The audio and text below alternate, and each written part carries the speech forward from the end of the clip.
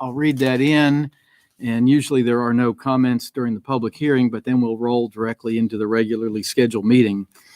So the public hearing is on the following. The Board of Commissioners of the City of Mount Juliet will have a public hearing on October the 26th, 2020 at 6:15 p.m. on the following items to be considered on second and final reading.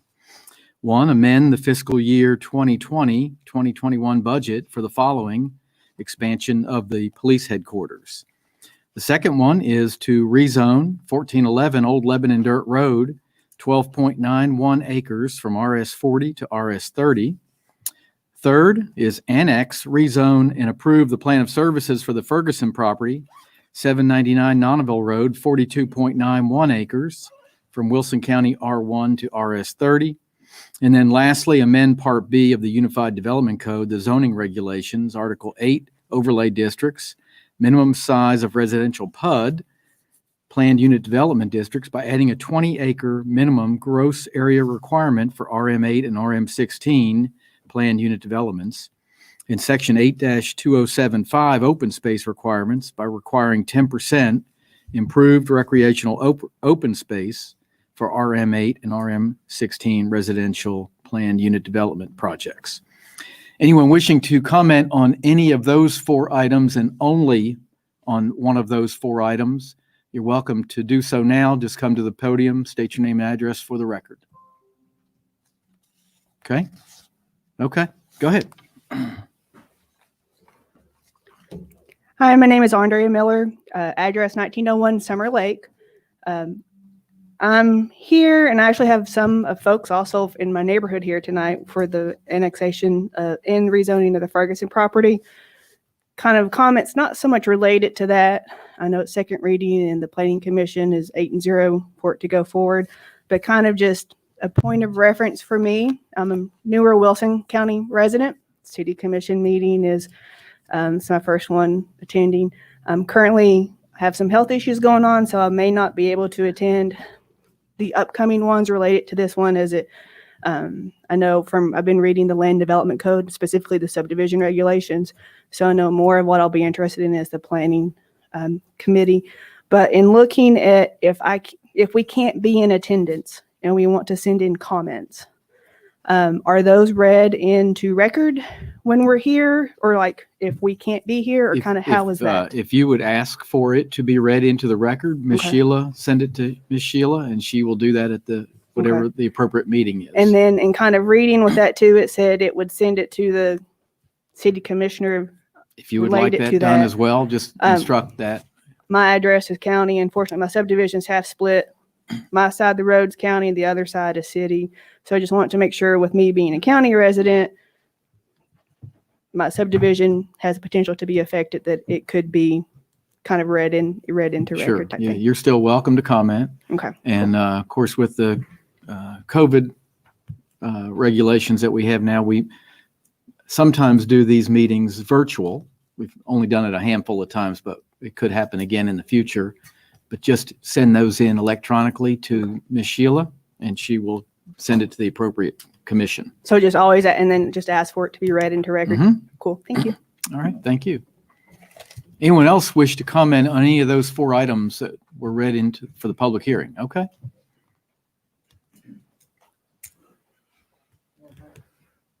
Ours is on the Old Lebanon Dirt Road. We live on the other side of the creek, and our only concern is water runoff. Is the reason why we live in a property, and twice the water has come up so far on the bottom of our home, and like 2 Februaries, it come 1.5 feet. So we just don't want more water pushed on the creek for flooding. We have videos and it's We've got videos, pictures. scary.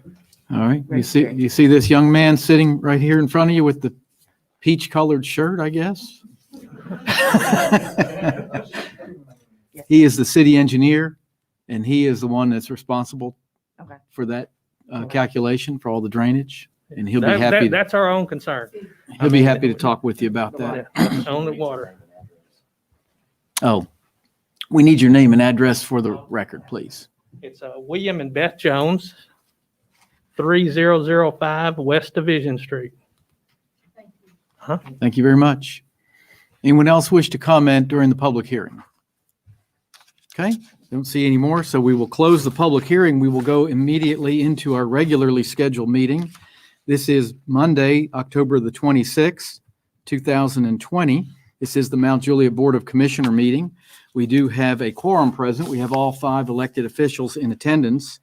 At this time, we will set the agenda. It will be set as published. If you are in the room and would like to follow along, the agenda is in the back of the room on either side in the little baskets. If you are at home watching on TV, you can follow the agenda on the city webpage. We always start our meeting with an invocation and the Pledge of Allegiance. You're taking that? All right. This will be City Manager Kenny Martin will lead in the prayer and the pledge. Everybody will bow with me in the prayer. God, you are the builder of all things. Please guide us in this meeting. Help us come up with effective strategies that can enable us to move forward as a team in a meaningful way. Help us to generate good plans that are practical, sustainable, and easily implemented. Guide us toward the best way to take action to accomplish our goals. Help us to tackle all topics we need to discuss, come up with excellent solutions, and leave this meeting inspired. I also ask that you please be with our good friend here in the audience tonight that's dealing with some health issues, and please make her all better and heal her, and also anybody else in our community. And thank you. In Jesus Christ's name we pray. Amen. Amen. I pledge allegiance to the flag of the United States of America and to the republic for which it stands, one nation, under God, indivisible, with liberty and justice for all. Thank you very much, sir. Appreciate that. Next, first item of business is approval of the minutes from the October the 12th meeting. Is there a motion? Is there a second? Second. Questions or comments, changes to the minutes? All in favor, signify by saying aye. Aye. Any opposed? Those minutes are approved unanimously. Before we move on, I want to introduce someone to you that's in our audience tonight. This is Miss Susan Shaw, and she has brought something that I would like to read into the record. This is a proclamation that has been signed by the 4 different mayors in our county. We have a county mayor, Randall Hutto, and then we have 3 incorporated areas, 3 cities, and all 3 mayors have signed as well. So this is the Red Ribbon Week proclamation, and it reads as follows. Whereas alcohol and other drug abuse in this nation has reached epidemic stages, and whereas it is imperative that visible, unified prevention education efforts by community members be launched to eliminate the demand for drugs, and whereas the National Family Partnership is sponsoring the National Red Ribbon Campaign, offering citizens the opportunity to demonstrate their commitment to drug-free lifestyles, no use of illegal drugs, and no illegal use of legal drugs. And whereas the National Red Ribbon Campaign will be celebrated in every community in America during Red Ribbon Week, which is October the 23rd through the 31st. And whereas business, government, parents, law enforcement, media, medical, religious institutions, schools, senior citizens, service organizations, and youth will demonstrate their commitment to healthy, drug-free lifestyles by wearing and displaying red ribbons during this week-long campaign. And whereas Wilson County, along with the cities of Mount Juliet, Lebanon, and Watertown, further honor the commitments of drug-free Wilco and its resources to ensure the success of the Red Ribbon Campaign. Now, therefore, be it resolved that Wilson County, along with the cities of Mount Juliet, Lebanon, and Watertown, do hereby proclaim October 23 to October 31, 2020 as Red Ribbon Week, and encourage its citizens to participate in drug prevention education activities, making a visible statement that we are strongly committed to a drug-free state. And Ms. Shaw, I'd like to introduce you, and if you'd like to tell us something about your efforts in this campaign, that would be appreciated. Thank you, and Mayor Haggerty, and good evening to the city commissioners, city manager, and the community, the folks in the community. I'm Susan Shaw. I live at 8884 Murfreesboro Road in Lebanon, and I work for County Mayor Hutto, and I'm also with Drug Free Wilco. Drug Free Wilco has a mission to prevent and reduce drug overdose in the community through education, communication, and by creating awareness of resources. It aligns perfectly with Red Ribbon Week. Their mission is to encourage families, children, and the community to live healthy, happy, and drug-free lives. So I just want to thank you on behalf of Drug Free Wilco and the community for making the proclamation. And we will also read the proclamation at Drug Free Wilco's monthly coalition meeting this Wednesday at 3:30, which we do by Zoom calls. So thank you, Mayor Haggerty, for signing that proclamation. And thank you for your work in this area. Appreciate it. And you need to have this back, I think.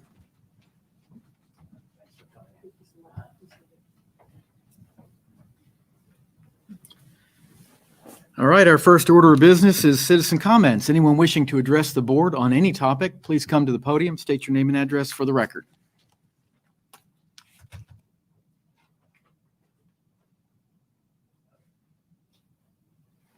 I guess that means it's my turn.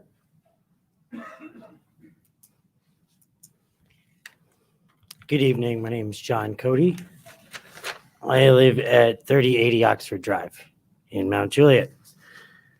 Thank you very much, Mayor Haggerty and the board, for allowing me to speak. As a resident of Kelsey Glen, me and many of my neighbors are becoming increasingly concerned about the safety of Old Lebanon Dirt Road. This small country road seems to have been designed for traffic of which it does not see today. From about Moreland Drive to the county line, there's no shoulder, no center turn lane, no sidewalk. The road is very narrow and has several blind hills. On weekdays, there's considerable large truck and construction equipment traffic. This has caused several dangerous situations to the residents of Kelsey Glen, including myself, being nearly run off the road by a large dump truck driving my daughters to school. I understand there are plans to improve the road over the next 3 years from Moreland Drive to Kelsey Glen Drive and also at a walking path. I think this is a step in the right direction. I would urge this commission and the next commission to make these much needed improvements to Old Lebanon Dirt Road a priority. I also asked commissioners to explore expanding the project. Could we perhaps improve the road to the county line? Or beyond that, work with Metro government to improve the road all the way to Hermitage. In those efforts, I've myself spoken to Evan Andrews, who is the Metro Councilwoman for the Davidson County portion of Old Lebanon Dirt Road. They do sound interested in working together with the city to make these improvements. I think as development continues, necessary improvements to Old Lebanon Dirt Road will become more complicated and expensive. Therefore, I think time has come to consider a comprehensive plan to address much needed improvements to the road. In regards to rezoning 1411 Old Lebanon Dirt Road, I do not oppose this development, but I ask the commission to give some thought as to how many more developments on Old Lebanon Dirt Road can be approved without addressing the current issues, as this is a single source of transportation for many of our residents. I brought a few examples and asked Captain Chandler for some statistics. Just less than 2 weeks ago on October 15th, there was an injury crash where a motorist struck a tree, requiring the road to be closed for some time. In November 2018, a Mount Juliet woman was struck, a pedestrian, and killed just over the county line. So it doesn't show up under our statistics, but she was a resident of our city. And from January to about the third quarter of this year, there have been 42 crashes along the road in the city, 34 resulting in property damage, 10 resulting in injury. Again, I would ask you to please consider improving Old Lebanon Dirt Road be a priority for this council and the following council. Thank you again. Yeah, thank you, sir. You don't know this probably, but you're preaching to the choir right here. I actually live on Old Lebanon Dirt Road at one of the very dangerous spots. And I've been out there many, many, many times, helping somebody that's in trouble from a wreck. That road is a priority. It's been listed, we voted on a list of priority road projects in this city, and I believe it was number 4, if I remember correctly. Is that right, city engineer? I believe that's pretty close to accurate. Yeah. Obviously, the number 1 project was the interstate interchange at I-40 and Central Pike. Okay. Anyone else wish to comment during citizen comment time? Okay. Seeing none, we will close citizen comments. We will go to commissioner reports and comments, starting with District 1, Commissioner Ray Justice. Thank you, Mayor.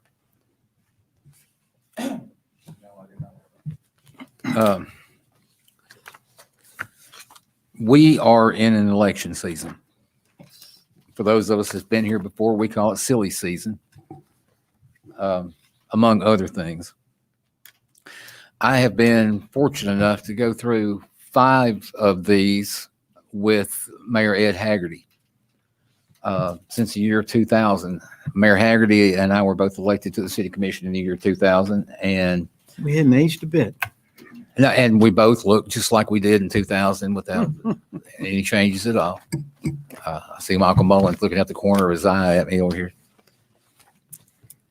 This, I'm trying to, I think this will be your last meeting, is it? Possibly. Possibly. Not sure how that's all going to work out. But regardless, going through this has made me look back and reflect on some things. In 2000, Mayor Ed Haggerty was elected. Now, he was elected as a city commissioner at the time, as was I. In 2003, Providence sprung from the ground. And there was no traffic from that point on. Everything looked great. I think everybody would agree. We've had the widening of Mount Juliet Road and the widening of Lebanon Road during that time, the building of the Golden Bear Parkway. We have increased our sewer size, worked through so many problems. We've increased our population from about 14,000 in the year that we got elected to about 34 to 35, possibly more thousand. So there's a lot of people that have come to Mount Juliet over the years. Under Commissioner Haggerty and then later Mayor Haggerty, we became one of the most efficient run cities in the state of Tennessee. We became one of the safest cities in the state of Tennessee. We became one of the most playful cities in the state of Tennessee. Sometimes that actually happened up here at this commission too. We became, along with, I see Mark Hinsley in the back, our Chamber of Commerce president. We have worked with the Chamber of Commerce to become one of the most business-friendly cities in the state of Tennessee. None of that happened by accident. That was a vision that came along the way by many, many different people and was put in place in the last 8 years. So actually 10 years, I think it's actually happened under the watch of Mayor Ed Haggerty. While all that's government related, it's stuff that we have seen happen through the city commission. Which you probably, a lot of you haven't seen. You haven't seen, even when I disagreed with him, which has been from time to time, I never lost respect for Mayor Haggerty. Didn't like his decisions at times, just the way it works. Sometimes I won, sometimes he did. But I never lost respect because he has always held himself to a standard and tried to hold the people around him to a standard that was honorable and it was Christian-like. He has always been an example of somebody that I felt comfortable following. That I would like to say was all Ed Haggerty, but there's a lot of that that went along with his wife, Christina, one of the most beautiful, wonderful women I believe I've ever met in my life, and his wonderful daughters. They've been a part of this community for a long, long time, and they are following right along with the standard that he set. All that being said, I just want to say, Mayor Haggerty, thank you for everything you have done over the years. It's meant a lot to me, means a lot to me. Your friendship means a lot to me. And with that, I'll let you have it back. Thank you. Thank you very much. Appreciate that. Moving to District 2, Commissioner and Vice Mayor James Maness. Thank you, Mayor. Just a public service announcement. Tomorrow's the last day to request an absentee ballot if you're interested in doing so. Early voting continues to Thursday. Just encourage you to get out and support the candidate of your choice. And what Commissioner Justice just said about the mayor, it's all true and a lot of sense on that. But I remember my first meeting, and it wasn't so much a discussion then about when I showed up, but I remember sitting down, I guess probably right there in that seat at the time. We were kind of at a different thing, and my first vote was a vote with, wasn't the mayor at the time, but it was actually a vote with at the time, Commissioner Haggerty, to overrule the mayor on a ruling. So I jumped right in feet first, and we've had a lot of fun, seen a lot of victories, argued, fought, and everything else it takes to run a city. But it's been a good time. So I'd just like to say that. Thank you for your service. Thank you, sir. And happy birthday as well. So not to let that one slide either. Thank you very much. Y'all gonna make me blush with all this stuff. Going to District 3, Commissioner Art Giles. Well, there's not very much that I could add to what those two said. So obviously I feel the same way. I have retained a story to tell you that means a lot to me, and I haven't revealed this to many people through the years. But I had been a planning commissioner for some time, and so when Mayor Haggerty moved into the mayoral position, there was an opening, and so I had felt that I should apply for that. So you had to fill out a form and why you think you would do good in your qualifications and et cetera, and you submitted that. But before I did that, I knew that was coming available, just like everybody else. And I felt down deep inside that I should apply for it. But I did something that I've not done too much in life. I did something called fleecing the Lord. And if you know what that is, it's not in a noun form you think foreign like fleece or a yak, they called it. It's clothing. That's not what it is. It's a biblical term, though, for that. But people use it in an action form to see if the Lord wants them to do something. And so you've got a lot of preachers, and I don't want to step on anybody's toes, who thinks that you don't do that because that's tempting God and it's testing God and this and that. But I did it. So I was in Columbia, South Carolina, at a meeting that I go to about every 3 or 4 years to meet some people, new people to corporate office. And our meeting was that afternoon, our lunch. And so Planning Commission started at 6:30. And I was in Columbia, South Carolina, and I was still there, I guess at 1:30 or 2 their time. I thought, how am I going to get back to be at the meeting? And all this was so heavy on me. Am I supposed to be a commissioner? Am I supposed to apply, et cetera, et cetera? So I started out, and I was in my little truck at that time. And I thought, there's no way I can make it. I can't go through Knoxville traffic. I can't get back to Nashville by 6:30. But I prayed, and I said, God, if you really want me to be a commissioner, I want you, and I think I've told you this, Ed. I've told very few people this. I prayed and I said, Lord, when I get there tonight, I want Ed to ask me if I have thought about being a commissioner. And something like that. It was in that term. So I prayed, and here I come. And I have no clue to this day how I got from Columbia, South Carolina to Mount Juliet, Tennessee. And I walked through that door back there, and I was on time. I still don't know. I may not know until until I leave this world. And, I don't know if I was transported or what happened, but I'm telling y'all, I got here, I walked in, I sat down, and Ed spoke those words to me. And I knew from that night that I was going to be the commissioner.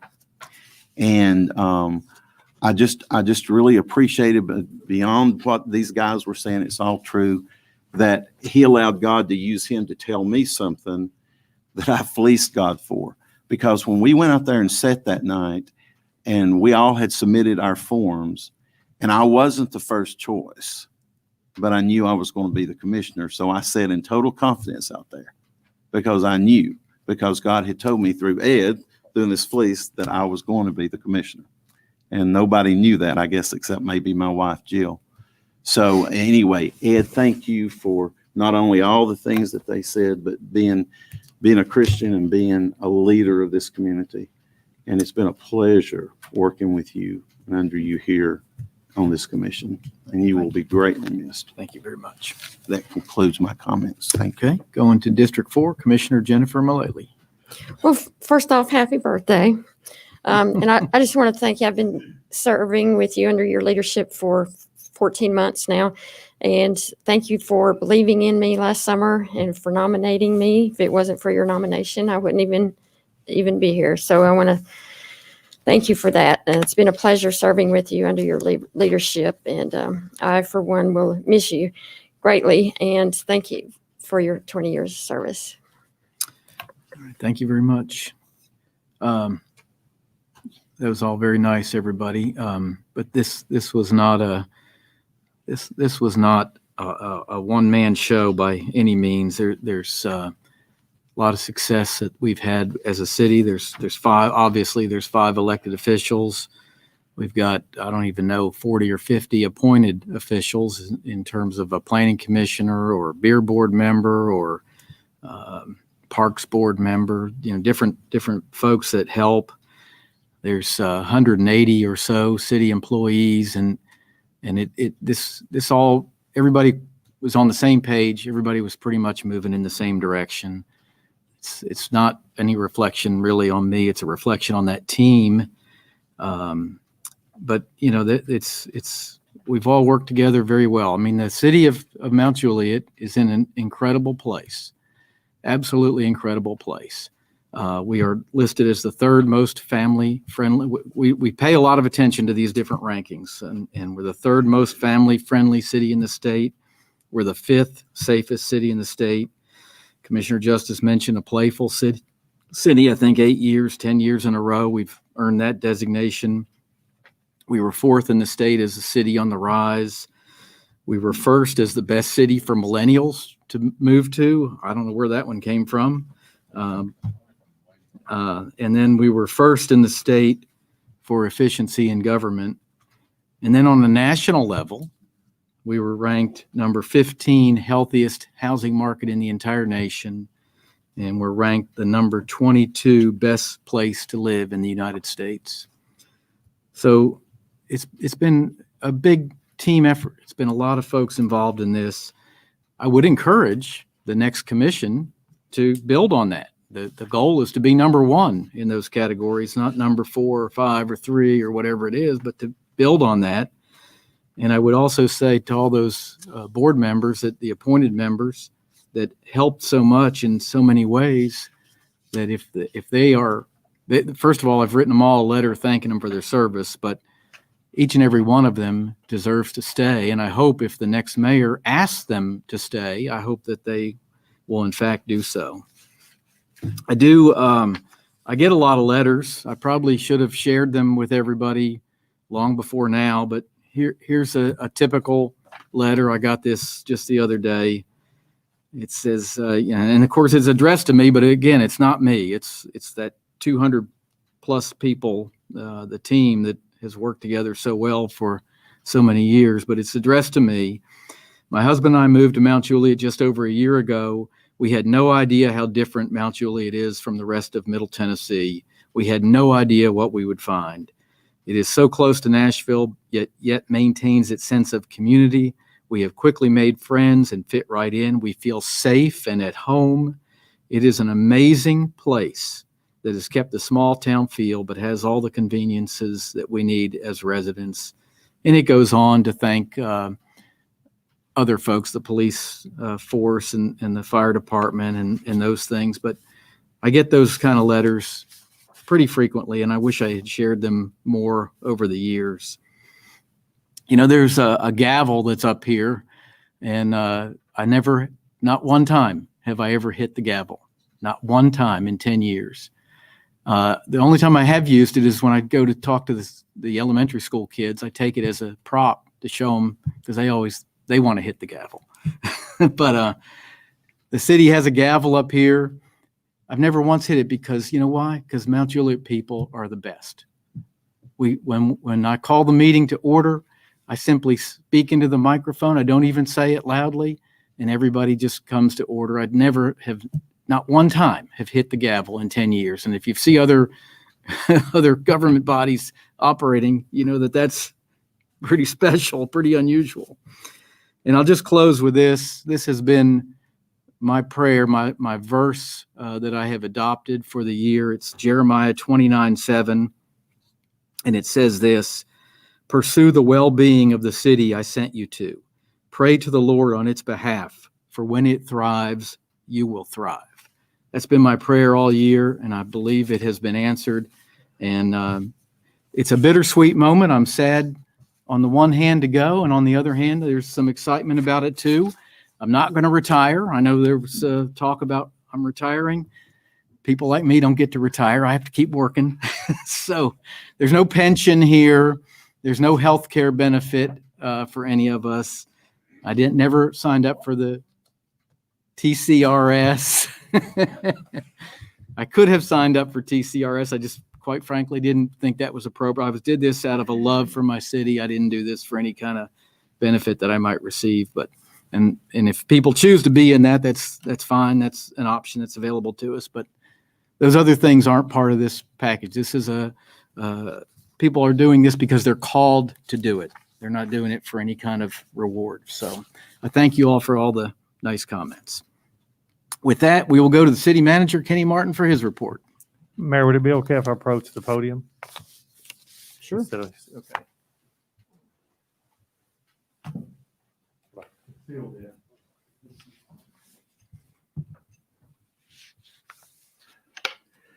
It's okay if I take the mask off, everybody. First and foremost, young lady, we're praying for you. Thank you for sharing that with us.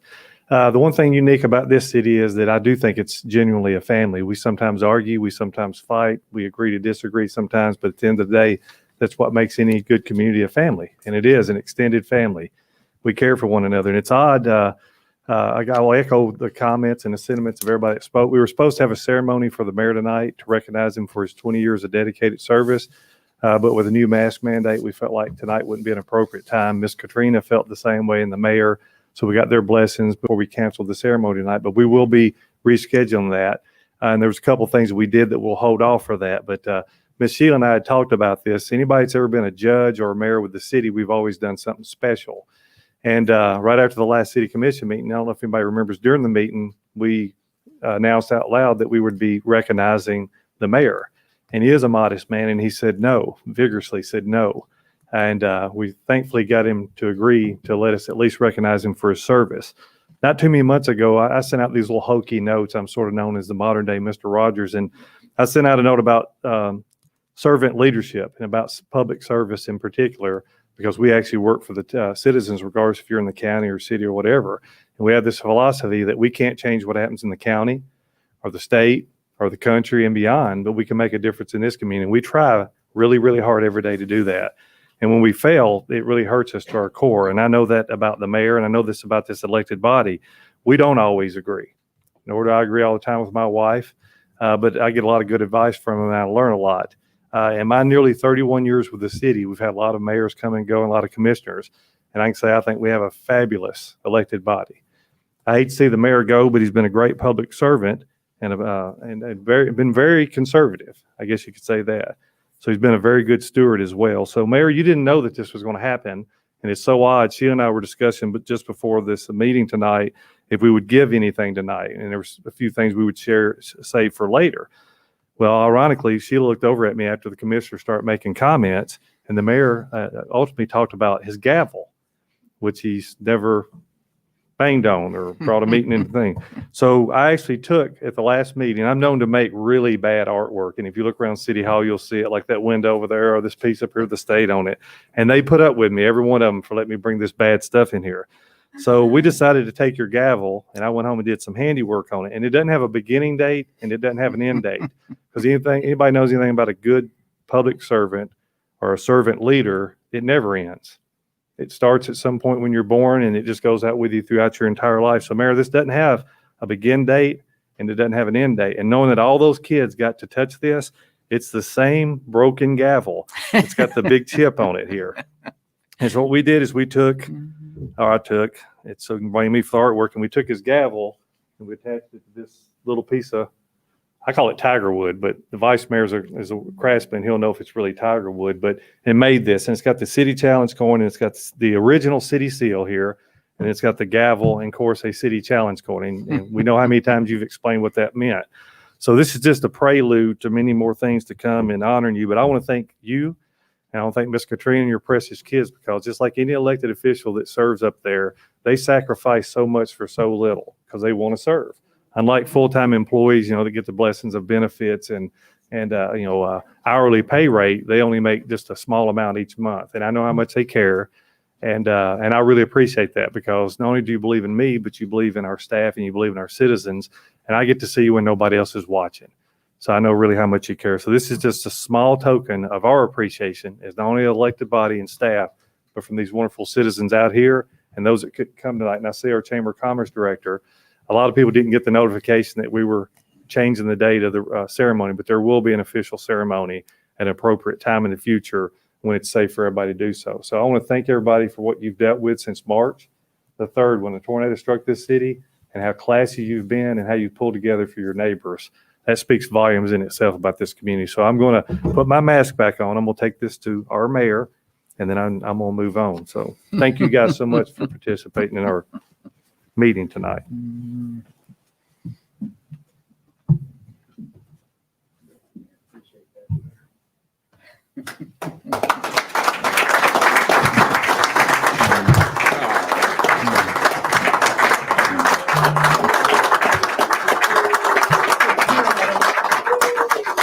Yeah, I'm going to bang the gavel.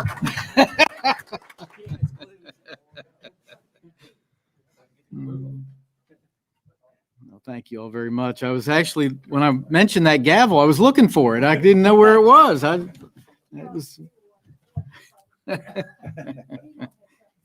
Well, let me, before you do that, I got to say one more thing, because I need to put this in context for everybody.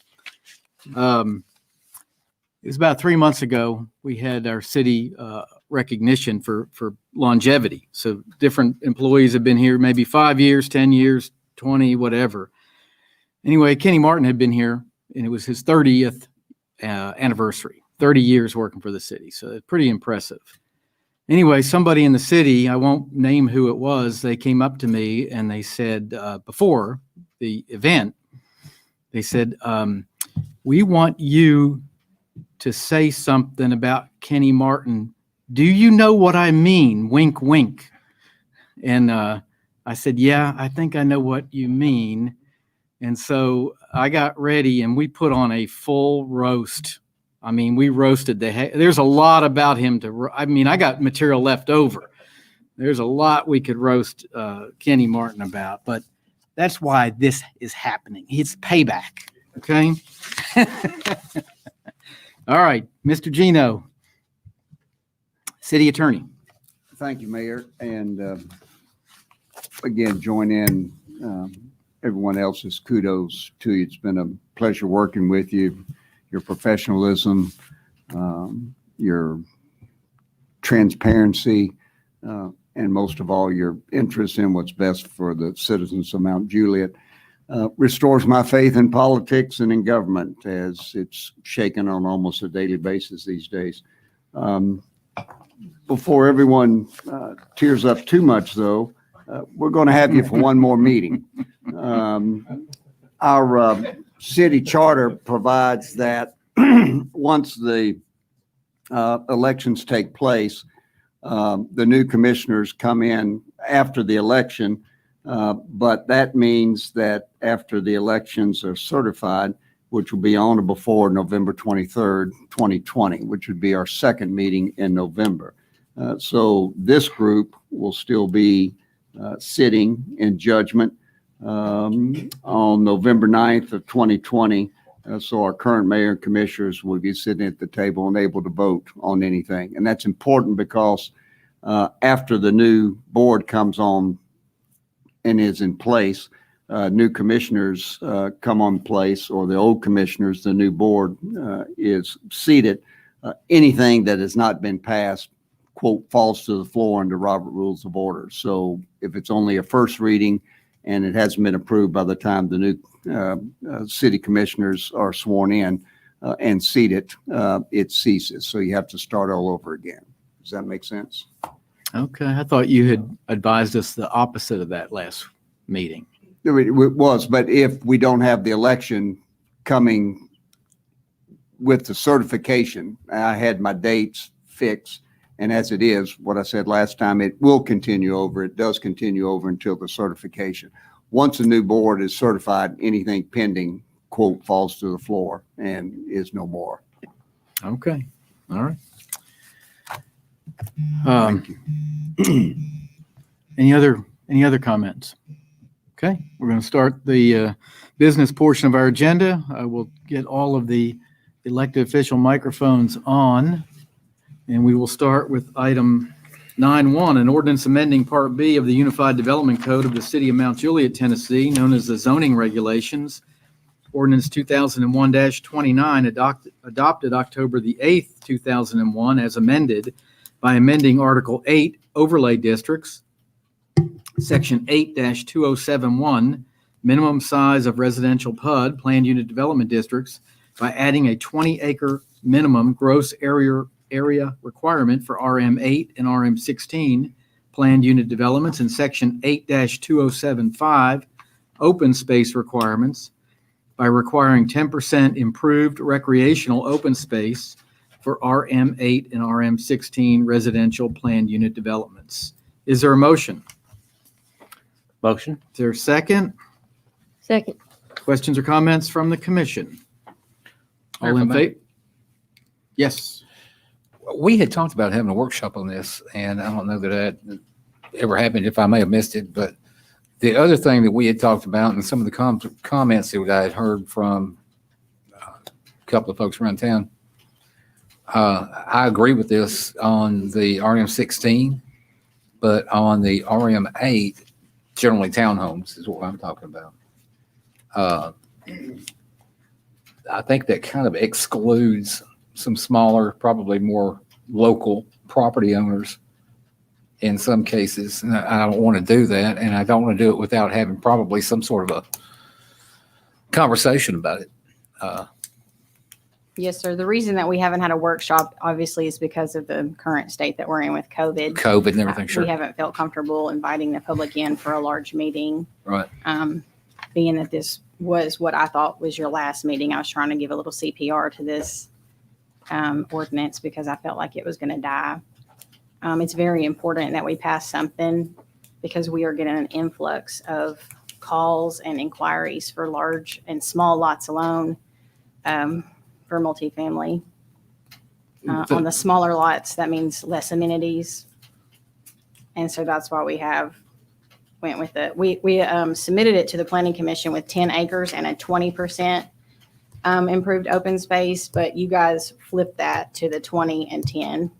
And I think that makes sense too, because the larger developments would be able to support more amenities. We always hear we can't have a pool because our homeowners won't be able to afford the maintenance and those types of things. And so that's why this is before you tonight. Okay. All right. Okay. I can't stress the importance though of getting something approved.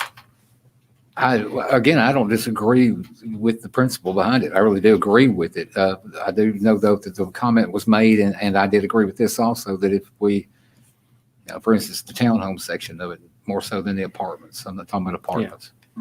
Yeah. But the townhome section of it, I think there are some smaller local tracts of land that local owners have had and kept in their family for a long time here in Mount Juliet. And I think this would probably eliminate them from being able to. Now, is there a possibility of amending this or changing it to maybe 15 acres for the townhomes rather than 10 acres for the RM8? I'll be happy to do whatever you guys direct me to. I'm just looking for some guidance here. I'm not going to.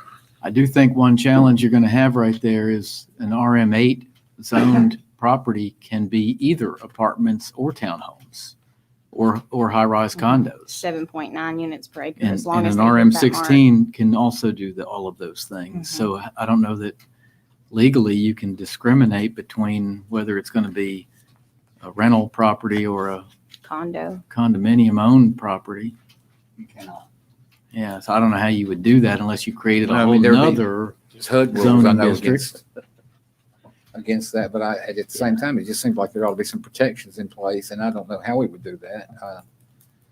You'd have to create a new class, a new zone class for townhomes and separate that from apartments. And right now they're not separated, they're together. No, they're Vice- all considered multifamily. Is Vice that Mayor? something that we could do here? No, that's not something we can do tonight.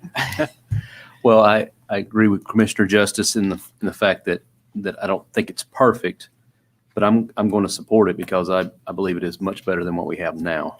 So Yeah. I think we can come back and touch on some of those challenges that you've brought up, but I would like to get this in place now and be able to approach it from a standpoint of putting it where we need to at a later date, because as it is right now, there's just nothing in place. No. And most importantly, this protects the future residents of those developments, in my opinion, because of the size of the acreage would be more fiscally manageable for homeowners on a larger area.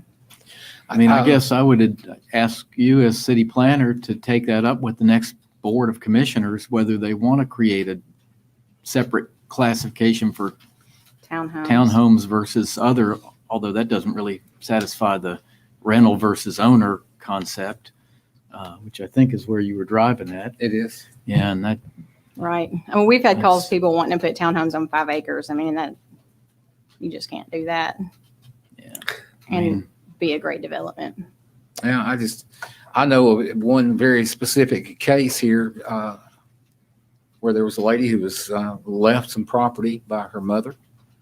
And I'm thinking of it, I'm not going to say who it was, but Sure. it was a very, very specific case. And she had a smaller piece of property, and she was never affluent, hardworking young lady. This piece of property she lived on and kept for about 7 or 8 years, and was able to sell it to a developer for townhomes. They came in, and actually, I think we asked in the covenants and restrictions that it be 10% maximum for rented units. And they agreed to that. And she wound up actually, I mean, it was life-changing for her.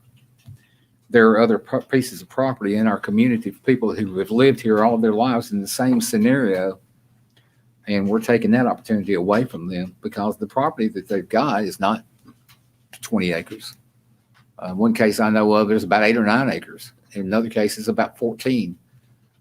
And these people are going to lose that opportunity to do any kind of development that we've seen in Mount Juliet in the past. I hate to take that opportunity away from somebody that has been banking on it for a lot of years. I think I would caution everybody going forward. I don't know that you want little 5-acre tracts being multifamily just here and there in random spots. I think it needs to follow our land use plan a little closer. And, if somebody does inherit a piece of land and they want to do townhomes, but it's not appropriate, then it's not appropriate. I mean, they can sell it for another use, Well, what if it is appropriate, but we sign off on this ordinance that makes it not lawful? It's appropriate, but not lawful. I actually don't believe there are any existing multifamily land use designations that haven't been approved just yet. No, I'm not So talking they about would- have been approved or not approved. I'm talking about people who are in a position to inherit land. I'm talking about people who have lived here for most of their lives and they've got an opportunity to do something that we're fixing to take that away. We Well, I need think to, we need the to have ship's that already workshop sailed is on what we need those, to is what have I'm saying, before we go. because the future land use plan doesn't Yeah. call for, it just take an amendment to that. I've seen very few laws undone. So most of the time when we get up here and we say aye and throw our hands up when we go on down the road, that's pretty much the end of it. Coming back and changing those laws is something that doesn't happen very They often. have to do a I hate to do something, put it in stone and take the opportunities away from somebody without any thought, without any meeting that we were promised to have. Now, it's not your fault that we didn't have a meeting. I'm not saying that. We have to blame COVID for it, but Yeah. it is what it is. We said we were going to have that meeting. We didn't have it. Now we're being asked to vote on something that we've never had a workshop on. So, Well, it dies tonight, I guess, for the next meeting if you don't take action on it. so That's why you have it. did I hear you say that there are no other multifamily zoned properties in our city right now? I was speaking of the future land use plan. Yeah. The last but there's- one was nonable And there's none others. So that haven't been developed or approved. in a case like what we're talking about, they would have to come in for a rezone anyway. A land use amendment also. Yeah. Yes, sir. So they'd have quite a process to go through anyway. Yes, sir. I don't disagree. I just think next board ought to take it up. They won't. It'll be like some of the others that we've seen that have just kind of fallen into the cracks back there. And until somebody comes up and go, guess what you just did to me? 5 years down the road, we won't even realize we did it. That's the way government works. More so federal than local, I will say. All right. Other comments? Well, that doesn't mean they can't do it. They just have Yes, to it go does. through the process. Correct. Yes, ma'am. Right. No, it means they can't. The law is the law. I mean, I don't know what you're, Well, I mean, for the rezone and land use amendment. Right. They would still have to go through a rezone. Staying at this point in time, they would still, the people that you're speaking of would still have to go through a rezone or a land use plan amendment, whether this passes or not. Like, say this doesn't even pass, the people that you're speaking of would still have to go through that process, land use plan amendment, I as mean, well that's as the a process that rezone. anybody goes through. But if we've got an ordinance that says, okay, well, this is 11 acres. Well, you're obviously not going to get the land use changed. You're not going to get the zoning changed. I So- certainly understand where you're coming from. It pretty much shoots them in the foot. So, no, the answer is no to your question, not yes. Other comments? All in favor signify by saying aye. Aye. Any opposed? Nay. That passes 4-1. Next item is item 9.2, an ordinance amending the fiscal year 2020-2021 budget, ordinance 2020-25, to appropriate funds for design, engineering, and construction of and expansion of the City of Mount Juliet Police Headquarters. Is there a motion? Motion. Is there a second? Second. Questions or comments from the commission? Yes. I appreciate you doing all the work you did to show us what we need going for the next 10 years. One of the things on mine, I want to bring some attention to is that, like, under historical growth, and I'm sure you'll be called upon, Captain Chandler, if you want to come on to the podium. In 10 years, the population grew by 20% and calls for service increased at a higher rate at 38%. On the next page under forecast, it says approximately 15,000 additional residents, leading to 40 additional officers would be needed in 10 years. We asked them to do a strategic plan for 10 years, and this isn't the conclusion of it. This gives us some of the data that we need going forward, correct? No, sir, this is the conclusion. This of is the that. whole thing, okay. Yes, sir. So he's saying in 10 years, we would need 40 additional officers. It's very important to look at what we think that we're going to be at in the next 10 years, and you can do that by historical events and what's occurred.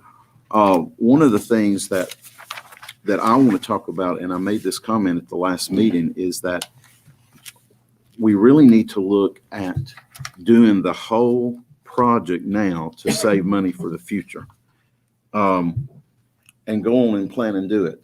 And they're asking for 2.5 million, and they have 0.5 million already. They have 500,000 that was awarded to them for grants, and that would be hardening the generator. Yes, sir, and those monies can be dispatch. used for the emergency communication center, our dispatch center, and also the generator.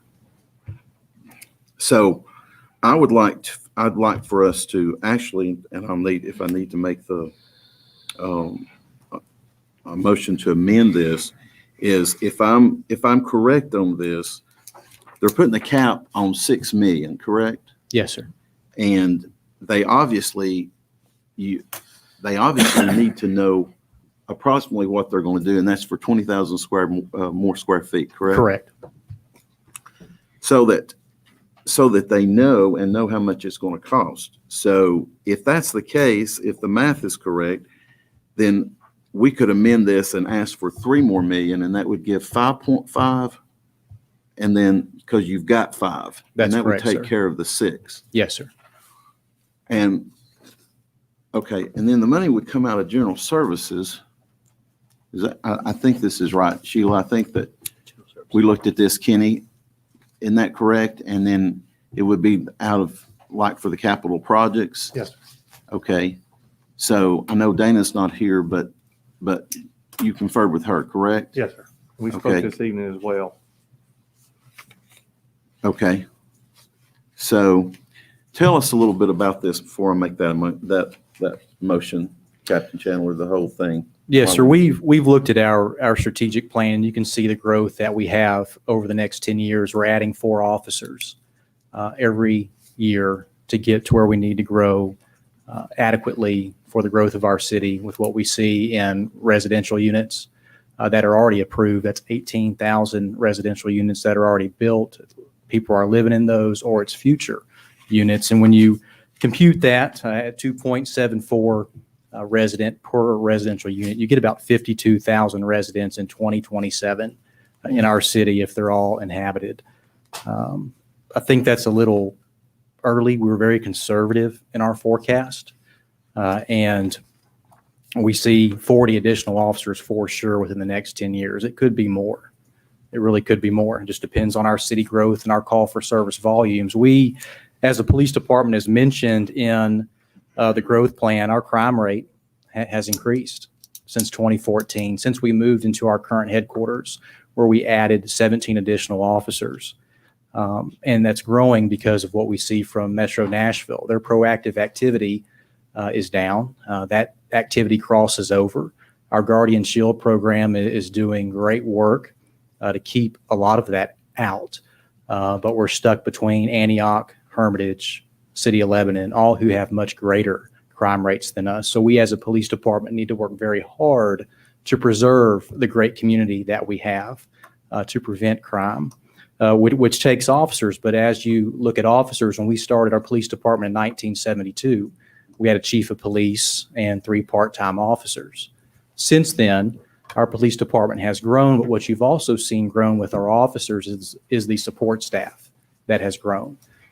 Your chief of police expanded to a deputy chief of police, that expanded to a lieutenant, and then they created a captain not too long ago, and that's where I'm at.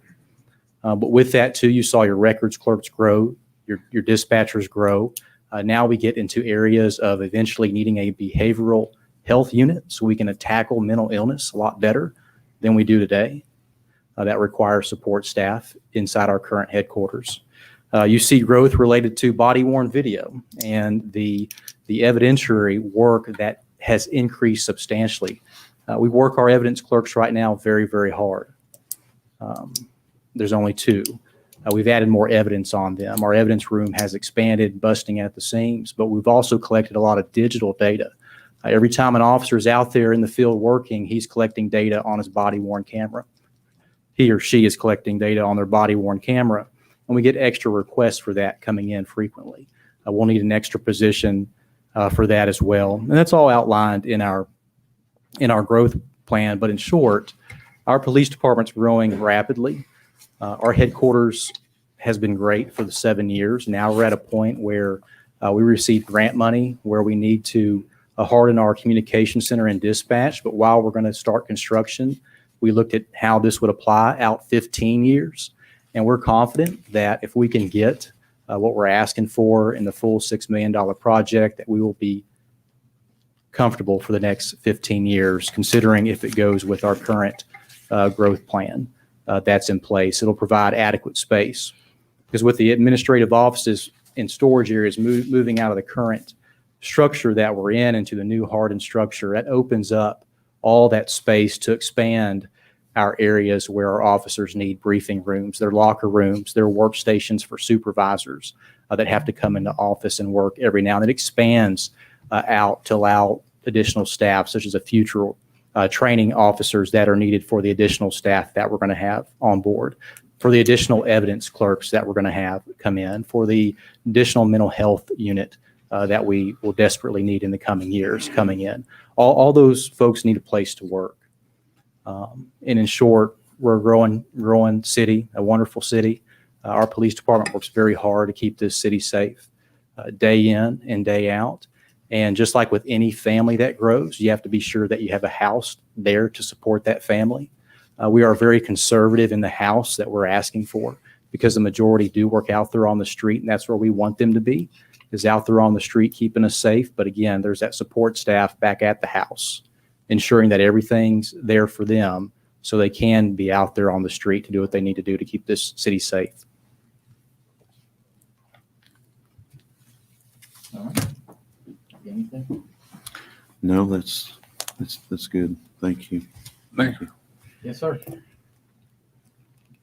I have made reference to your penny pinching over the years and how conservative you were. And it is rubbed off on not just me, but a lot of folks here. And I have to say, I appreciate the police department going through this process. You made a comment the other day about not doing budget amendments. And we have kind of gone along and done some things because of the nature of where we're at in the year. Where we've had to deal with COVID and the way our budget was actually, we kind of toned the budget down. Well, we're not done with COVID yet. We don't know what effect it's going to have a year from now. We've already, and I'll go ahead and tell you, I'm sitting there thinking, I'm seeing sharks in the water. We've got parks wanting more. We've got public works wanting more. Police department wants more. The fire department wants more. It's like everybody's kind of coming at us wanting more because they realize that our budget numbers were not as toned down as what we thought they were going to be because we've had some other things happen. That doesn't put me at ease being able to just, without having any kind of estimates or anything, make a $6 million decision. You and I have had this conversation before. I don't necessarily believe in administrative positions as much as I believe in boots on the ground. It's the people on the road in the patrol cars. Mm-hmm. Those are the people who are ultimately going to be faced with the dangers associated with keeping people safe in Mount Juliet. Sure. So I want to see more of that. We are in a remote landscape and environment where we have computers and most people work from their patrol cars. They work pretty much everything they can do. They do on the laptops in the patrol cars or their body worn vests or cameras. Are those remote downloads, by the way? They are. Okay. So, I mean, it doesn't even need them to enter the building. Correct? Okay. So, I mean, what I'm looking at here is the bricks and mortar associated with anything over and above hardening dispatch and protecting our dispatch, our communications, and our records guys, and the admin that's in that building, I think needs to be looked at a whole lot closer than what we're looking at right now.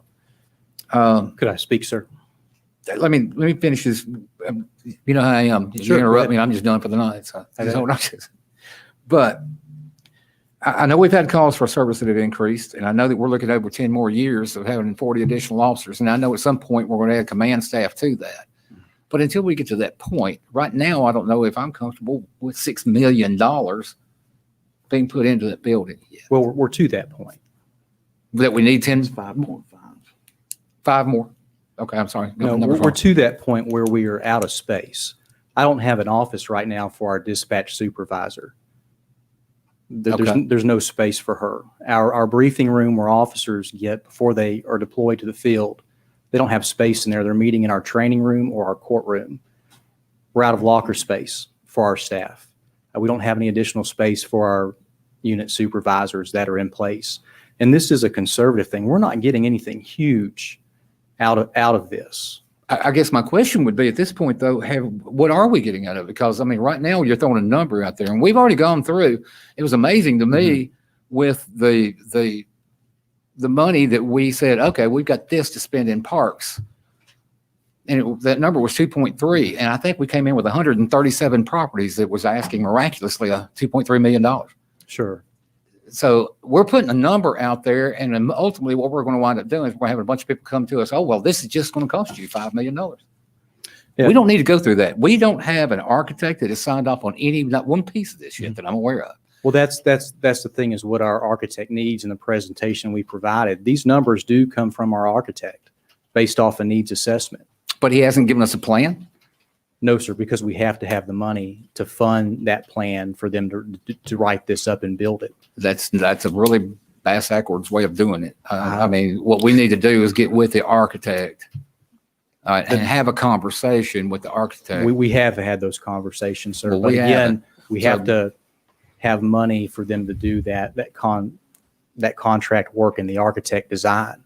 That's expensive. It's about going back through what's provided here. The architectural fees are $466,000. I would suggest he's probably overpaid then. It's in line with the state architectural fees Okay. based off the state law we followed with the RFQ process. Yeah. Vice Mayor? Well, we're certainly a growing city with lots of needs on this thing. And, you named dispatch evidence, hardening, getting this line in line with our grants, just lockers for officers. I mean, these are all, I think as the mayor said at the last meeting, wants and not need. I mean, excuse me, needs and not wants. I want to get that backwards. But, these are all things that we're going to face as a growing city as we continue to grow on this thing. I'm just curious, and this project here, it's 5.5 million is what the ask is on it. How's this comparing to other cities around us as far as that are doing similar projects due to growth or expansion? Sure. I think considerably less. City of Lebanon just renovated a building for about $8 to $9 million. But the city of Brentwood, I don't like comparing ourselves to Brentwood because their tax rate is much higher, but they have the same amount of police officers that we do. And they're spending $29 million on a new headquarters. Wow. And again, I stress, we are a very lean police department. We are not top heavy at all. In fact, there's times when I woke up in the middle of the night at 2 a.m. because we have officers on the street that are on a call. I slap my vest on, I get in my car and I go help them. And that's the same with any of our command staff here. Is we're fine with doing more with less, but our family's growing and we have to have a place to house them to ensure that they have the support that they need. This is 5,000 square foot of this is to expand our evidence room. So I don't have to come to you in a year and say, we're out of space. Or in 5 years and say, I need another expansion for the evidence room. Yeah. I think what I'm hearing here is, we can do this in phases or steps and finance at a time, but the problem is we're going to arrive at the same place, whether we do this at once. And I think this is where you were going, whether we do it at once or we do it in phases. The only difference is it's going to cost us more to get there. We're going in the same place, but we're having the choice here tonight is do we pay more to get there or do we save the money along the way? That's correct. And there was an analysis done on what it would cost if we kind of strung it out. It's about $760,000 if you strung it out, depending on when you did it, what the inflation was at the time. It's a very hard number to configure. But one thing that's not being mentioned here is the protection of our building that we get with the $6 million.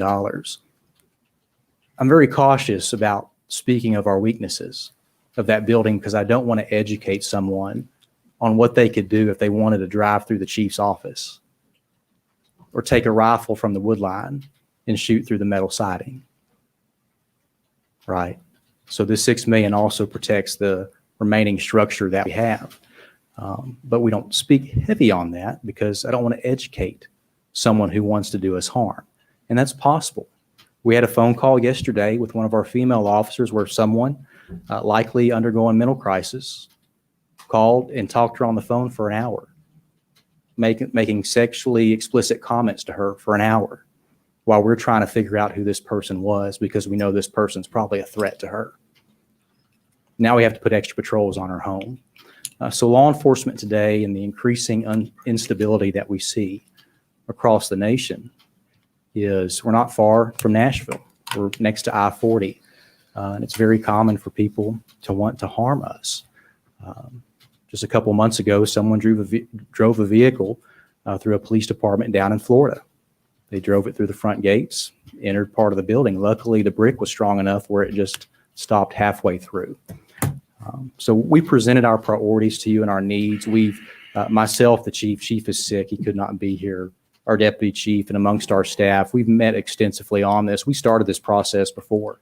We presented part of it in the budget. Again, it came up again because Commissioner Giles wanted the strategic plan done. He mentioned wanting to bring the building back. So this effort really was started there. So we did what was asked. We presented our needs, developed priorities, working with the architect who's not getting any fees yet. So should this fail, he's done a lot of work for free, which we are very grateful for.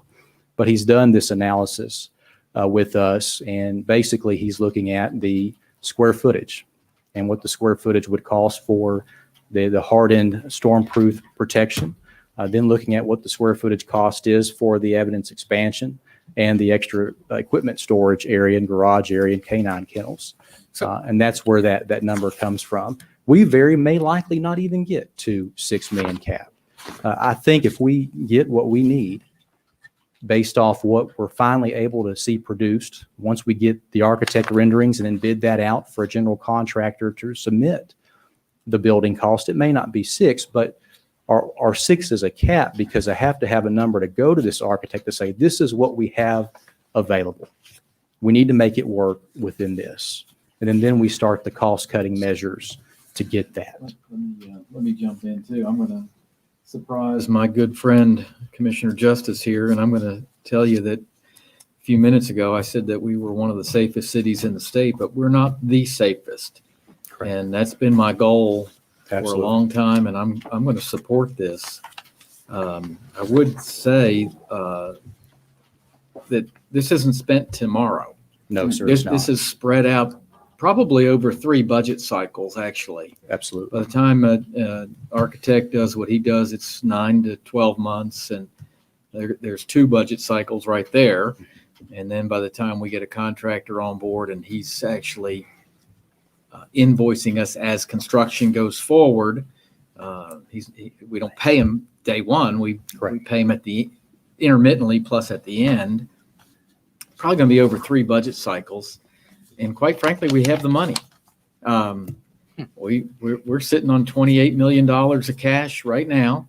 Most of it's earmarked for roads. But our sales tax numbers are about 2 million more than, tracking to be 2 million more than what we had anticipated. So we've got the cash, and the need is there. So I'm going to shock the heck out of you and tell you I'm going to support this. I think it's the right move. Commissioner Giles? Yeah, and I was going to say, and thank you, Captain Chandler. And this is outlining that on this that it was one page and it lists that and broke those down. And you touched on this a little bit, Captain Chandler, but you compare Nashville to Mount Juliet. They have X amount of precincts. So if something happens to one precinct, they've got others. We have one. And so if you don't harden the building, it can happen like you said. And we all know that they've been a lot of different areas of civil unrest and things like that had occurred. And we've got to protect not only that building, but the people that's in it. And that dispatch is not hardened right now. So this is going to be part of it. And even if it was, and somebody did get through the building, you still want that protection. And that dispatch, and a lot of people don't, I guess a lot of people don't know, it's hard to think about this sometimes. We have the police budget, but really they are dispatching for the fire services for this city. So, I mean, it's so important. So, That's great. so anyway, I thank will you. also say there was an opportunity for dispatch to be moved over into the new fire department to be built. That was under discussion. Why is that not still under discussion? Well, I think we met with the fire chief who stated that would be a terrible idea, and we agreed. I met with the fire chief and he did not say that. So I don't know what's going on there. Why would he say that? Well, the dispatchers report to us as a police department. They dispatch 90% police calls compared to the fire department. So they're police employees. They're in our supervision. But our dispatchers are also there at the office to help citizens that come in.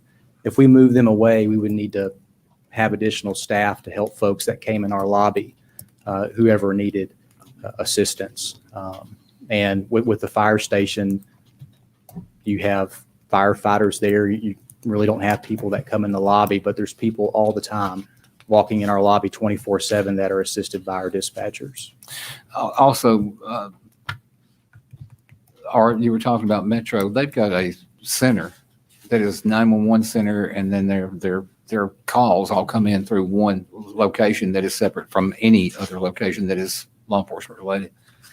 I don't know what their backup location is for that. Don't probably. I mean, knowing Nashville is probably not very good. I'm not very impressed with them. All right, But let's try to, go ahead. I'm just saying that there are other alternatives out there, and I don't think we've looked at all those alternatives to see what the best bang for the buck is for the taxpayers. Well, like Now, I said, let me say this. Sure. That I know of, I've never not supported Mount Juliet Police Department, ever. Sure. Okay. I'm the one that made the motion to bring in the LPRs, the license plate reader cameras. Jumped all over that. Every opportunity I've ever had to support Mount Juliet Police or law enforcement. For God's sakes, I'm retired law enforcement. Sure. I'm going to back our officers, and I'm going to back law enforcement. Absolutely. So if this passes, one of the things I am going to ask for is I'm going to ask that there be a committee put together, and that committee actually work with the architect, and that committee work with the contractors to get this accomplished, so that we've got some people in here with some different. And we have a plan for that. And luckily, we're using architects that have built police departments across Middle Tennessee. And with that, our committee is going to be made up of individuals, our officers, our record staff, our dispatch staff, all of our command staff, to be involved in that committee to truly get what. I would ask also that you put some people on there that are not law enforcement related, some people that are actually more finance related, maybe some people that are more construction related, so that there is some checks and balances. Right now, you're going to do everything you can do, as law enforcement officers will do, to increase the toys and the opportunities that you've got for your department to make it be better. And I get that. Sometimes in that, government loses sight of what is actually more effective and more efficient. And that is not your fault at all. I'm not saying it is, but I am going to ask that there be some safeguards put into that, so that, you know, we've got some checks and balances involved, and we're not just going to walk in there and just wholesale, hey, here's $6 million, go have fun. Absolutely. I've We seen that understand happen too many times in government. And like I said, if it doesn't have to reach 6 million, we're not going to reach 6 million, but I at least need a budget number to try to work towards this. And I value my integrity with the community. I'm not talking about your integrity. You're a And- captain. and We've got a and- chief, we've got an assistant chief, and then Right. we've got a bunch of people that are going to be trying to get money out of your pocket. Well, with that, we're going to get what we need, not some extra one. Okay, let's try to bring this to a close. You going to make a motion? Yeah, I'll make a motion. I have a couple of questions. You mentioned the architectural fee is 466,000. Yes, ma'am. All right, that would be if just the 3 million passed, that would be the fee. No, If- ma'am, that's at the 6 million. Oh, okay. Well, that's what I was going to ask. If you're paying that just for the 3 million and the other doesn't pass, are you going to have to turn around and pay that again? No. Or that would be the You'll one have fee? more architectural fees kick in at each different process. And does that include the engineering costs as well? Yes, sir. That does include the engineering? Yes, sir. Okay. All right, second question. This 6 million is pretty much brick and mortar, doesn't include admin or officers? I don't know your question, what you're trying to ask, but this 6 million is I can run through the list again, but it's all of our priorities: evidence expansion, garage area, dog kennels. She's asking if it's the Storage. structure or if it's personnel. All structure. Okay, so that leads to my next question. What is the funding plan to add the officers and the admin in Well, addition? we presented our needs, and typically we're not involved in the funding plan. As a police department, that's more conversations, I guess, with city leadership and city finance. I couldn't properly answer that. Okay, so I that's. do know we want to try to add 4 officers per year for the next 10 years. And Okay. we've been doing that. All right. I was just wondering if that, how much more in addition is that to the 6 million? Okay, Commissioner Giles, you got a motion? Yeah, make a motion to increase this under the general fund from 2,500,000 to 5.5. Okay. 5,500,000 I will to second. continue this. Okay. Okay. Questions or comments on the increased funding for the full program? All in favor of that amendment? Mayor, hold on a second. Is this first reading, correct? No, this is No. second reading. Is this not considered a major change? City Attorney? Mr. City Attorney? We're raising it 2.8 million. By 3. 3 million. All you have to do is get the notice out for the first one. So if someone wants to come and complain, they knew this was going to be discussed tonight, so you're okay to go with the amendment and increase it. All right. All in favor of the amendment signify by saying aye.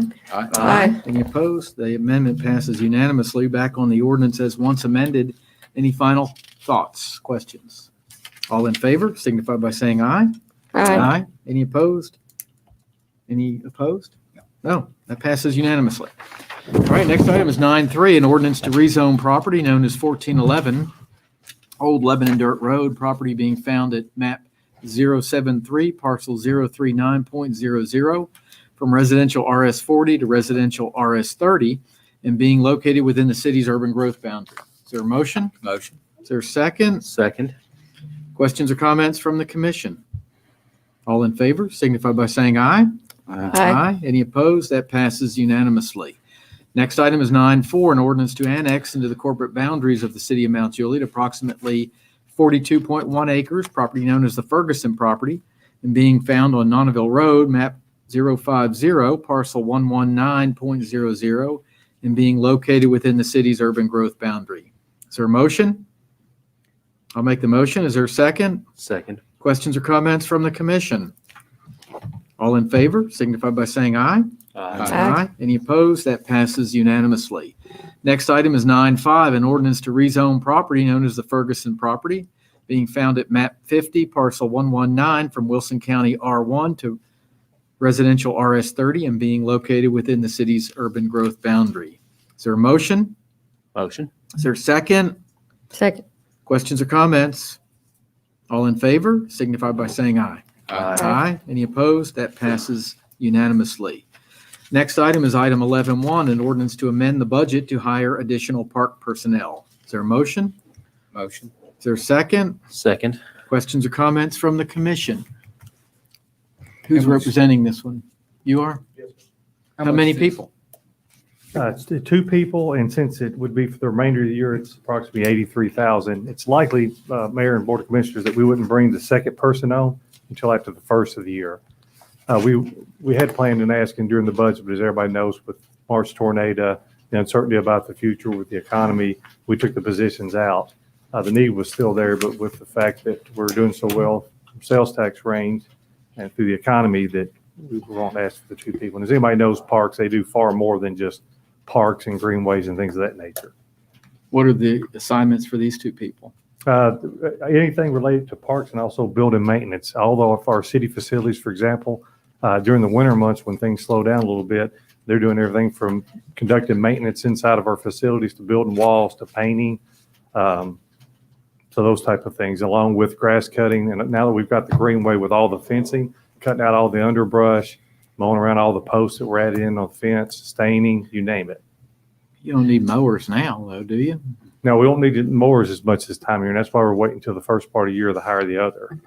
But from a staffing standpoint, that's why we're asking for the 2 people. Even first of the year, you're not having any grass growing until March Yes, or sir. April. And if that's the desire of the board, we can wait till the first of the year, When you say first of the year, January. you don't have grass growing then? Yeah. Not till March or April? Yes, sir. I understand that. Oh, okay. Yeah. I thought that's what I said. No, I got you. Yeah. It does slow down a little bit, but we needed the staff back when we were doing the budget back in March and April, and we were hoping to get those people in June, July, and we didn't get to bring them on. Why didn't we get to bring them on? Sir? Why didn't we get to bring them Well, on? because it wasn't the commissions this at that time. We took them out from a staff level in agreement with the Parks Director. As a matter of fact, I think the commission was supportive at that time, but we decided to take them out to present basically a lean budget because we felt like with the uncertainty of the economy, it wouldn't be appropriate to put them in. And I think that you did good on that when it was time for the budget time. But I would like to say that for the last 2 years, I've asked Mr. Lee to increase his staff because of the greenways coming on. We knew the town center greenway was going to be open. We knew Yes, that we've got all of this in the sidewalk. So, so I know we're going to need them. Yes, sir. By the way, that Town Center Greenway is the biggest hit I've ever seen in my life. I cannot believe that place. Absolutely. Parking lots are- 17 years, get it They're built. not even a parking spot usually. Yeah, and Yeah. Mayor, I want to say this to the commission, from the feedback I get from the citizens, I think Mr. Hines is already gone, but I can tell you, they were using it long before it got there. And one of the big demands is for enjoyable space, outdoor space in particular, of course, the greenways, parks, things of that nature. Even sometimes just folks asking for a bench or a swing to be put in. Our folks are hurting, our citizens are hurting, as everybody in this room is hurting. We've never, I don't know if anybody's ever dealt with anything like this in their life. And sometimes just getting outside and away and sort of rebooting is a good thing. So I appreciate the commission's focus on this, and probably didn't articulate real well why the position's needed, but our parks employees, unlike a lot of parks departments, in other communities, they do far more than just parks. For example, all the right-of-ways that you see that we're not able to get to during the summer months or grass cutting, we'll go back now and cut those. For example, a lot of that underbrush that got built up, a lot of the trash and things of that nature, they'll assist with that as well. So I appreciate the commission because I'm getting a lot of good feedback about the parks. Okay. Other comments? All in favor, signify by saying aye. Aye. Any opposed? That passes unanimously. Next item is 11.1, a resolution adopting a plan of services for the parcel known as the Ferguson property located on Nonneville Road, map 50, parcel 119 in Wilson County, Tennessee, and located within the city's urban growth boundary. Is there a motion? Motion. Is there a second? Second. Questions or comments? All in favor, signify by saying aye. Aye. Any opposed? That passes unanimously. Next item is 11.2, a resolution supporting a grant application for the Mount Juliet Road ADA Upgrade Phase 1 project by the City of Mount Juliet for the Tennessee Department of Transportation's upcoming grant cycle. Is there a motion? Motion. Is there a second? Second. Questions or comments from the commission? Yeah. Oh, yeah. I just want to say that this is obviously to increase the width of our sidewalks from Division to Old Lebanon Dirt Road. And it's a 95.5. Sometimes our stuff's 80/20. This is a 95.5. And I think this is real important to go on. We're going to apply for this. And I know I got my letter in the other day. You may have gotten one to send in as far as the chair of the BPAC to in support of this. And I think this is real important to support what Mr. Cody was saying up here earlier. This will go down to the intersection. And then when we do get those improvements done on Old Lebanon Dirt Road, that will go actually to even past Moreland Farms. It'll go to Chandler Road. So people will be able to use that path and go down, and we'll have at least that section widened on the sidewalks. Hopefully, if we get this grant on Mount Juliet Road. Isn't part of that not in, there's a part of it that's not in the city. How far down is that? On 11 Dirt Road. Yeah.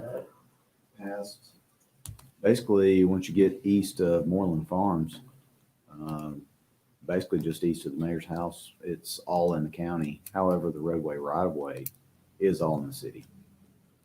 Okay, there was a section that came up, maybe, I think the police officer's gone now, but there was a section that came up out through there that. West. Sorry, west. West. There was a section though that came up that the city was not responsible for the traffic out there. I'm not sure where that was, or maybe we annexed it. I'm not sure.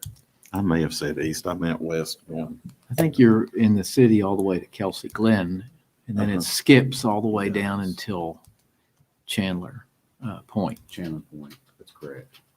Okay, so from Kelsey Glen down to Chandler Point's not. That's all county. On the south side, it's not. Yeah, On the north side is. Okay, all right. Yeah. And by the way, 95.5 means 95% paid by the state, 5% paid by us. Yeah, and I'm So sorry. that's- I It's a good figured. one. Yeah. All right. And the all- alternative is us paying 100% because this is a requirement, this ADA. Uh-huh. Yep. And this grant goes in, I'm sorry, on November the 6th. Is that I right? believe that's correct. Yeah. So. All right. All in favor, signify by saying aye. Aye. Aye. Any opposed? That passes unanimously. Last item is a resolution to approve the attached agreement between Grace United Methodist Church and the city of Mount Juliet for parkland and to authorize the city manager to sign the agreement. Is there a motion? Motion. Is there a second? Second. Questions or comments from the commission? Something I want to clarify in here because it's, and I've not looked at the agreement.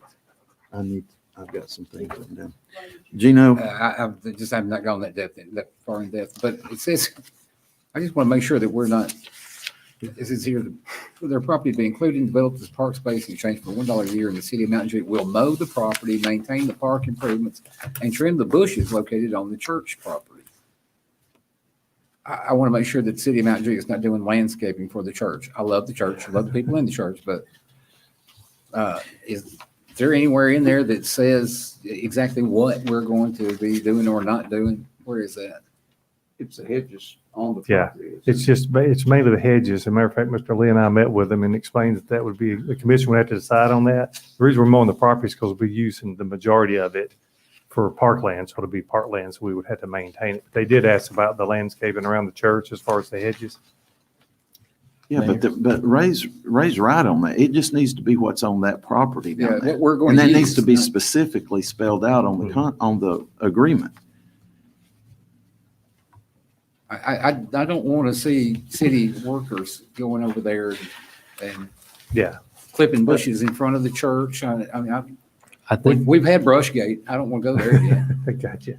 I think Well- that was the agreement, wasn't that we did that maintenance as part of the, On the property that we're renting, not the entire church property. It was all, but I'll say this, the pastor and the church congregation, Mayor, they really, I know this sounds hokey, but they really want to give back to the community. So I think at the end of the day, if the city didn't feel comfortable with us trimming the hedges around the church building itself and just maintain the property that we're actually utilizing, I can take that back to them. And if they're not in agreement with that, I can always come back. Okay, well, there's some other things too that I've got a question about. On number 4, the termination, it says, it gives the condition that they can terminate. But what about, how can we terminate? What conditions do the city have for termination? Is there none? Not unless they default. Well, Okay, should there not be something in there that's saying that both parties have the opportunity yeah, to a lot of terminate the times the contract? contract will have both. They've got to be something. I mean, 10 years down the road, what if, I don't know. I think we need to look at that on number 9, where it says insurance and waivers. I know you're surprised I'd ask about insurance, aren't you?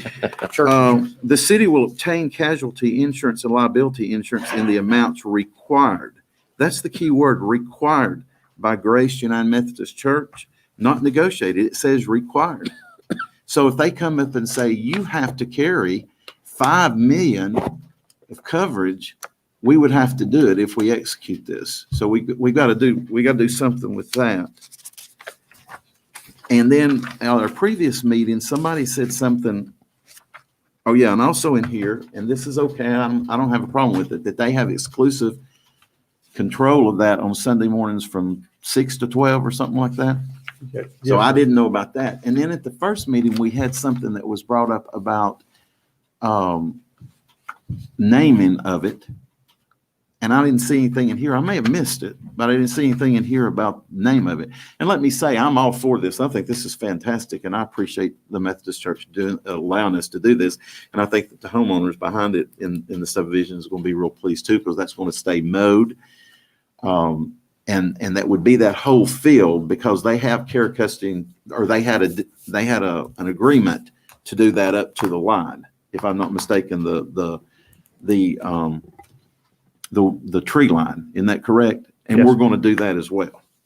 Yes. Okay, we'll mow that and maintain that up to that tree line. We These brought need these to be- concerns up. How do we fix them? Yeah, these need to be cleaned up. Yeah. This is serious stuff. If we're going to be mowing their property, I mean, there's all kinds of issues that come up about that. Not just the fact that we're spending some taxpayer dollars to do it. There's, yeah, put a rock through the window and oh my golly, or get somebody hurt. Yeah. we didn't negotiate any of the terms. Those were provided for the free use of this property. So I'm happy. This is what they sent, in other words. We took out the legal issues and straightened those out, but the terms of what's agreed to, what isn't agreed to about mowing property and using it for free, that's whatever this group. We need to And Mayor, defer. and that's why we brought it as a resolution. I explained to the pastor that we would bring the lease that they sent to the city, to the commission for feedback, and then we'd go back if Okay. there was any concerns. Well, we need to do that. Yeah, Yeah. there's no rush. There's nothing pressing. So what we'll do is I'll go back and explain some of the concerns on behalf of the elected body to the church pastor, and then we'll come back. But there's especially another section here, modification. This agreement may not be modified or amended except by an instrument in writing executed by both parties. In other words, we can sit here and say after the fact that, we want to do something, but if they don't agree with it, we can't modify it. Is that not correct? Correct. Yeah, that's correct. We can't do that. Well, that's in almost every contract. Well, I think he's suggesting if we want to add a playground, we couldn't do that unless they. Oh, we've agree. got the right to do all that. Okay. They It says, can't say yea or it does nay, say in just there, it's talking amending about the the terms of modification as far as what we want to do. And we didn't have to ask permission for that. But we want to modify the agreement to say we're not going to do all of the mowing on their specific property. If we've already agreed to this, we can't modify it. If they don't agree, then we Yeah, modify it. no, we can't do that. Yeah.